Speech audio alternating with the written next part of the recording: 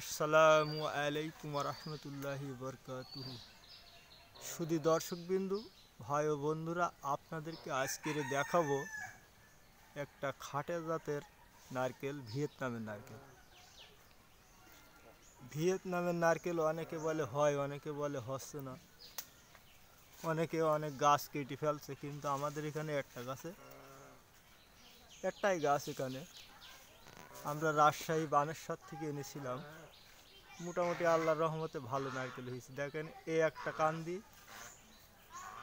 কান্দিতে হয়েছে 3 পিস।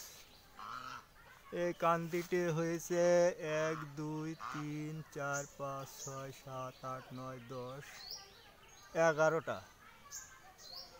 এই কান্দিতে হয়েছে 1 2 3 4 5 6 7 8 9 10 11 12 13 14টা আর 11টা আর এই 3টা, আর এই পাশে আর একটা আছে 3টে মোটামুটি, আর এই একটা আছে 3টা।